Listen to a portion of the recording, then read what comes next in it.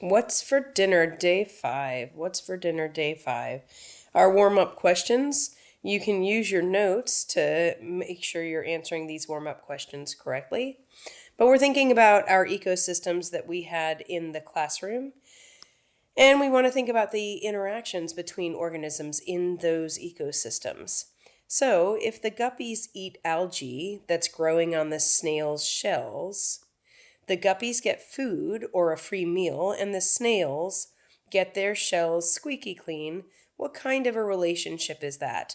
The guppies are getting food, and the snails are getting nice, clean shells. Those are each having a positive effect, so we're going to call that mutualism. That's one of the forms of symbiosis. When we think about our fiddler crabs and our guppies, both the fiddler crabs and the guppies like to eat the elodious leaves. So, what is that called? When they both want to eat the same thing, it's called competition. And finally, this is not something that was in our ecosystems, but a tick has decided to feast or eat on your neighbor's dog.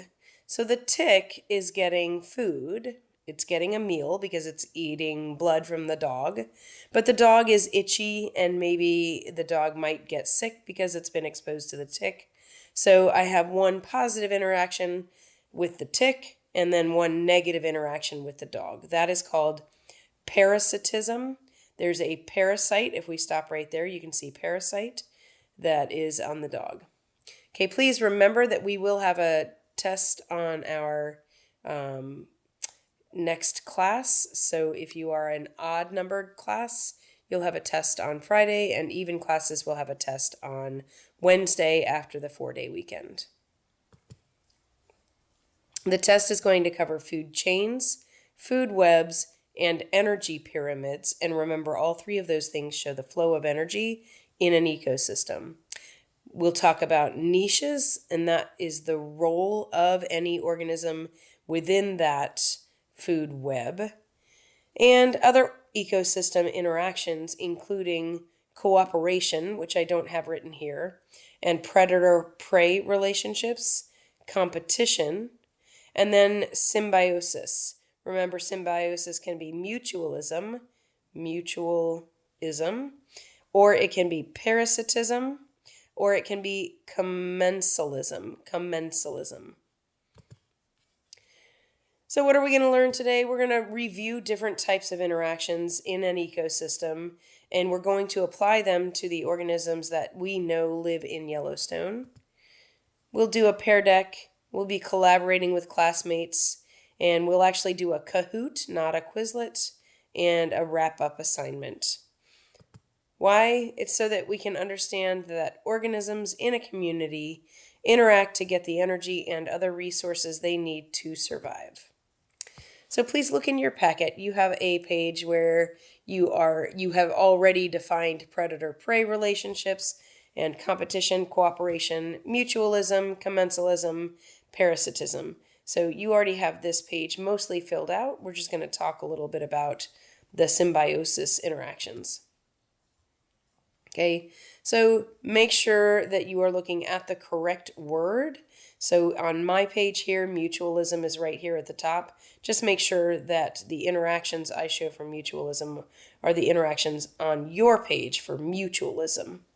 Okay, mutualism is going to have an interaction where one organism is benefiting, so it's a smiley face or a plus interaction. And the other organism also is a smiley face or a plus interaction.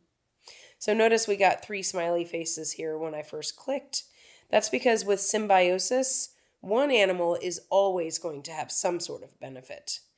Okay, with mutualism, they both have a benefit, but with commensalism, one animal is benefiting and the other doesn't care. It's not being harmed, it's not being helped. And finally, with parasitism, one animal is benefiting and the other one is actually being harmed. Okay, so we're going to practice some more interactions today that are mutualism, commensalism, and parasitism. We'll do a pair deck. So if you are absent, I will try to put that pear deck in Schoology. If you look in Schoology and don't see it, you can certainly contact me. Okay, so after we did our pear deck, or actually, you know what, maybe I'll back up. Hang on just 1 second. This is actually the pear deck that we did in class. I'll go through the slides quickly and talk about them. So we're not going to do this like a pear deck right now if you're watching the video. This is what we did in class. So we looked at this food web. What is missing from this food web? We see the producers and we see the consumers. We are missing decomposers from that food web. Decomposers are important because they consume or break down dead plants and animals. When they break down the dead plants and animals, they are putting those nutrients back into the ecosystem, generally into the soil for us. If I look at this picture below, I see these two animals competing for something. We might say that they're competing for space. They might be competing for a mate. But these are two animals of the same species. Since they're the same species, this is going to be competition. That's their interaction. I know it can't be a symbiosis interaction because symbiosis has to be between more than one species. So this is competition.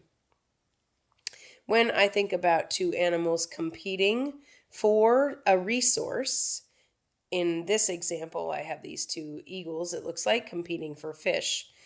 What are the other things that animals can, or organisms rather, can compete for? They can compete for food, for shelter, for water, for mates. Those are the main things they're going to compete for. Right? You can actually have competition between plants. So in this rainforest, we have trees competing for sunlight because they need sunlight so that they can do photosynthesis.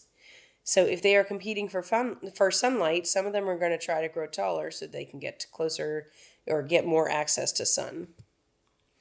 All right. Competition can occur between two organisms of the same species or two different species. It doesn't have to be two different species. It can be the same. So if we look at these three pictures, what type of relationship do we see? We see predator-prey relationship for all of these. Predator-prey, predator-prey, predator-prey. And now I'm going to circle the correct definition of symbiosis. I want to find the best option for a definition for symbiosis. So I'm going to read them all. Eating another organism for energy? Nope, that's predator-prey. An interaction between two different species? That is probably going to be symbiosis, but let me read the third statement in case. Two organisms of the same species working together. Nope, since it's the same species, that's not symbiosis. Well, I know an interaction between two different species is symbiosis. All right, I have pilot fish. Pilot fish swim alongside the white-tipped shark, and they get the bits of food that the shark doesn't eat.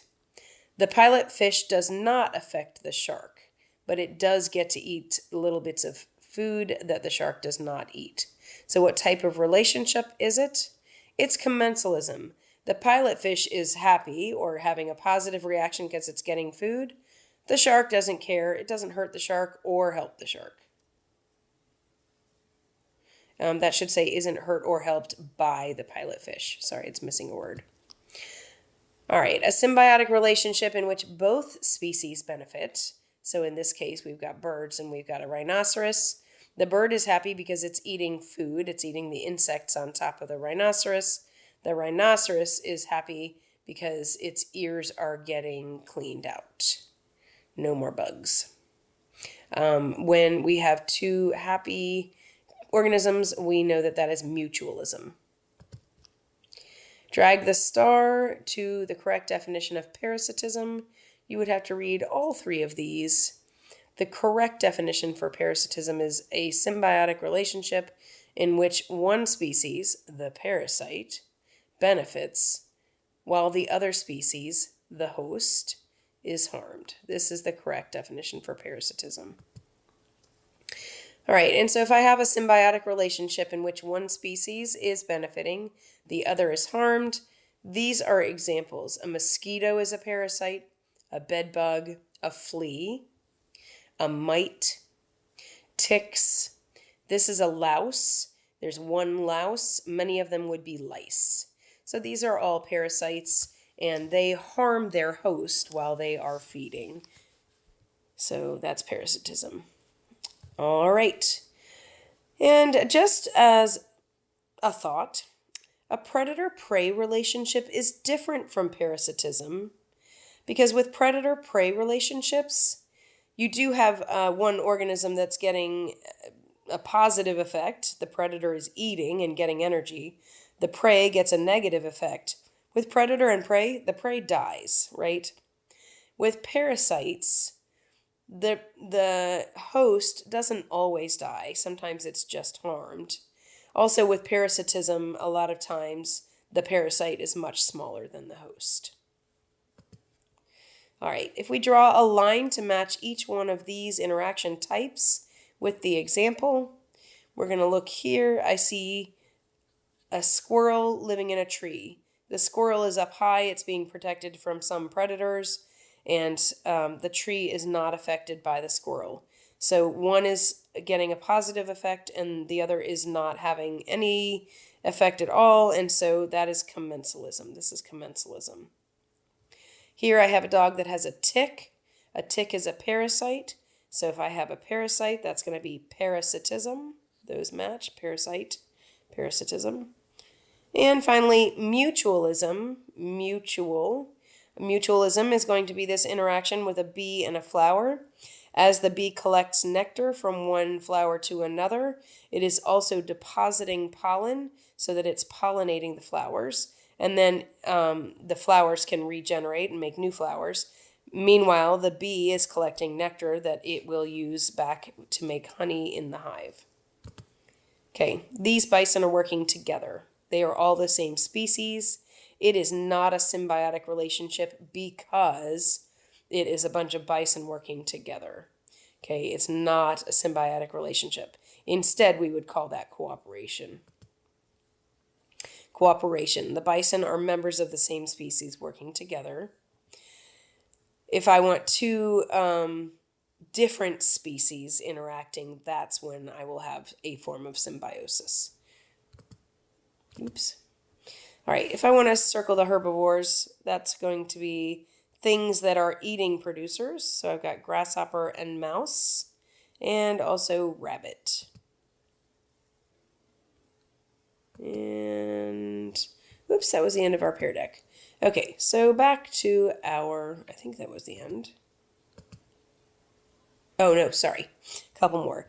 All right, list 2 possible consequences of removing the grouse from the food web. The grouse is this bird right here. So if I am asked to list 2 possible consequences, I need to list 2. If the grouse goes away, then that means the red-tailed hawks are going to have less food, right? If the grouses go away, that means that the grouse is no longer eating these flowers and berries. So the butterflies have more flowers and berries. They might grow better. And the grizzly bears have more flowers and berries, and so do the deer. So if the grouse goes away, the butterflies, the bears, and the deer might actually have more to eat. What is this diagram? It's an energy pyramid. What is this diagram used to show? It is showing the flow of energy from one trophic level to the next. And it's also showing that the flow of energy includes energy loss. This diagram shows lots of things though, right? This diagram also shows our producers, our primary consumers, and our secondary consumers, and our tertiary consumers. We get a lot of information from this this energy pyramid. All right, so I have 3 different diagrams here. I have a food web, I have an energy pyramid, and I have a food chain. They are all different and they give us different information, but they do all include the flow of energy in the ecosystem. All right, so now if I get out of our pair deck and go back to our slides for today. So this is what's for dinner day 5. We started this set of information on day 4 in some of the classes, but I didn't really talk about this in the day 4 video notes. So here's an example of what you will be looking up. If you're not in the classroom, you can actually look this information up in Schoology in the What's for Dinner Day 5 Schoology folder. There is a whole slide set that shows interactions between different organisms. Okay, so this is not one of your examples that you have to put in your packet, but these things are called pseudoscorpions. Pseudoscorpions are little tiny scorpion-like insects that grow to be about half an inch in length, and they can hide beneath or on the wings of beetles and bees. Okay, so they get transportation and protection from those beetles and bees. And the pseudoscorpions are so small that they don't hurt the beetle or the bee at all. So the pseudoscorpions are getting positive interactions because they are being transported and they are being protected. But the bee or beetle host doesn't care at all. And so our type of interaction is going to be commensalism. So you're going to be filling in a section on your What's for Dinner packet on 8 different organisms. Not this set of organisms, but 8 different interactions between organisms. So right now when I say organisms' feelings, I mean, is there a positive interaction, or does it not matter at all, or is one of the organisms being harmed? So here's an example. Pseudoscorpions, they are having a positive interaction because they get transportation and they are protected. The beetles, they don't care. Doesn't make any difference to the beetles. The beetle is neither harmed nor helped. So when that's the case, one gets a smiley face and one just gets a I don't care face, it's going to be commensalism. So go into your What's for Dinner folder on Schoology and use this page in your What's for Dinner packet. You're going to see right at the top it says Spanish moss plant. So when you go into Schoology, you're going to see different slides that talk about these organisms. Slide 1 is going to say we have Spanish moss plants and oak trees interacting. You want to decide whether the Spanish moss plant has a positive benefit or no important stuff happening at all, or is it being harmed? So it'll be smiley face or flat face or frowny face. And explain why after you look at the slides. Then look at the oak tree. Is the oak tree smiley face, flat face, or frowny face? And explain why. Once you know, remember, if you have 2 smiley faces, it's mutualism. If you have a smiley face and a flat face, it's commensalism. If you have a smiley face and a frowny face, it's parasitism. So you are going to fill out this information on 8 different organisms and describe their relationships using the slides in What's for Dinner. Okay, that might take you about 15 minutes.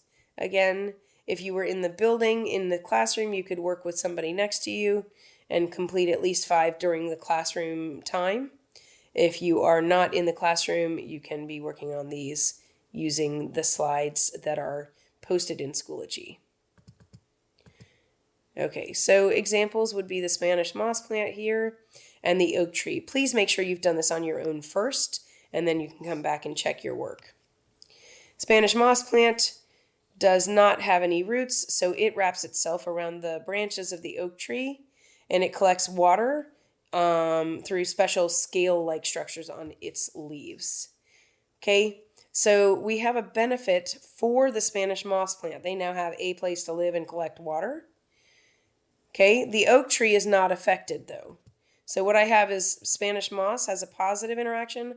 Oak tree doesn't care. When that's the case, that's called commensalism.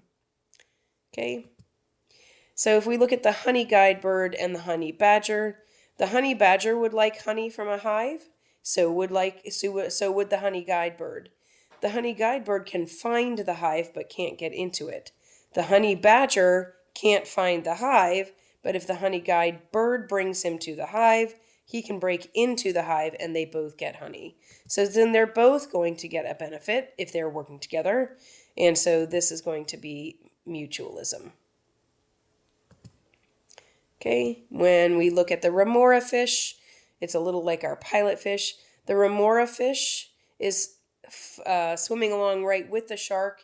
It's eating leftover bits of food that the shark doesn't eat. So it's feeding and it's having a positive relationship. The shark doesn't care at all about the remora. It's neither helped nor harmed. And so remora fish, yes, positive. Sharks don't care. If I have one positive and one don't care, then it's going to be commensalism. Okay, your intestines and bacteria. There are bacteria in our intestines that help to break down food that has gotten from the stomach into the intestine. So the thing is if it breaks down food, this bacteria is breaking down our food. It's actually giving the bacteria energy.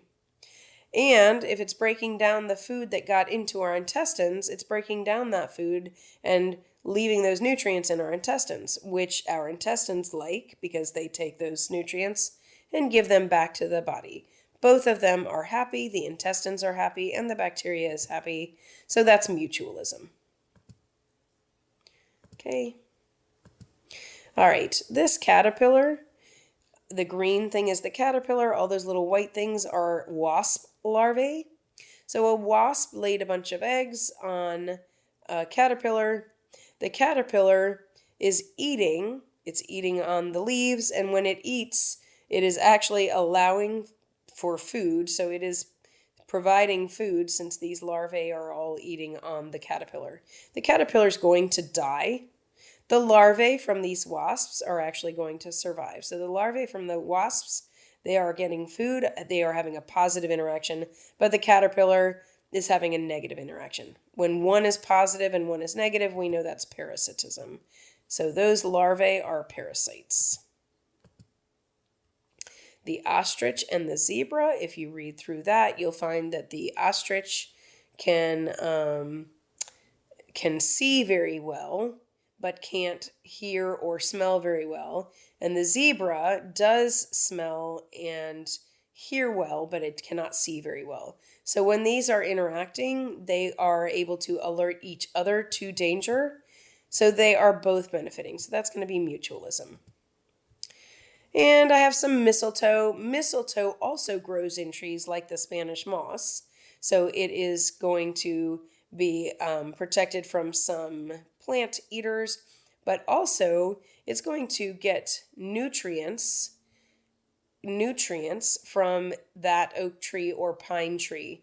It is actually weakening the oak tree or the pine tree by taking its food and water. So with mistletoe, it's different from Spanish moss because it is benefiting, but is actually harming the tree that it's on. Mistletoe is benefiting, oak tree is getting harmed, so that's parasitism, which we don't normally think about with plants. And finally, I have a sloth, and on the sloth's fur, there is algae. So there are sloth moths that like to eat the algae on the sloth's fur. When the moth eats the algae, the moth is actually benefiting. It's getting a meal. The sloth can actually clean itself, so it doesn't really care if there are sloth moths on it or not. And so for this one, because the sloth doesn't really care, we can say that it is commensalism because it's not harming the sloth, it's not really helping the sloth.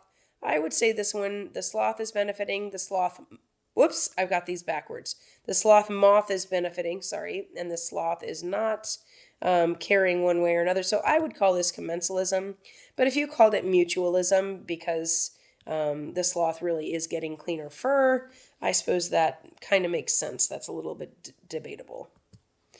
All right, we looked for the penguin. You can take a moment, pause this, look for the penguin instead of the toucan, and the penguin's right over here. All right, and then depending on your class, we may have gone over some more information on predator-prey, competition, commensalism, mutualism, parasitism. But Please know that in Schoology we have posted a study guide that largely just has vocabulary that you want to make sure you know before your test. We did not print that out. You can print it out in the library if you need to. So again, this depended on which class you were in, whether we actually did that during our class. We also had a Kahoot that we practiced. I'm going to skip through these, but you can read them if you'd like. Which organisms play similar roles in Yellowstone food web? If we have predator-prey, that could be gray wolf and beaver, coyote and hare, grizzly bear and bison. If we're talking about competition, and these are actually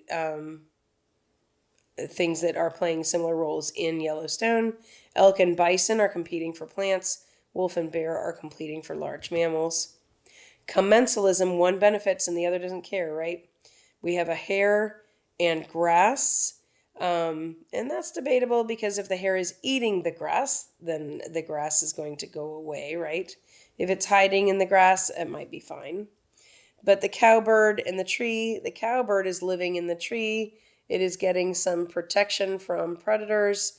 The tree doesn't care whether the cowbird is there. So that's commensalism. Mutualism, they're both going to benefit. Cowbird, when it's on the bison, it's getting nutrients from the insects that it's eating, and the bison is benefiting because it's getting rid of some of its irritating insects.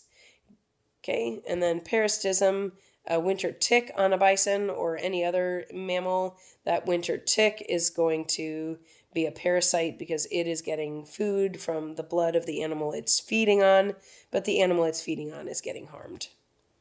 All right, and so we just looked a little bit at how some human interactions were, and then we had some Kahoots. So if you are not able to do the Kahoots while you're out of class, please make sure you're going through those study guide questions, or actually study guide vocabulary terms. Also go through any exit ticket items you have already done and make sure that you can still answer those correctly. All right, thank you. That was a longer video notes, but thanks for watching.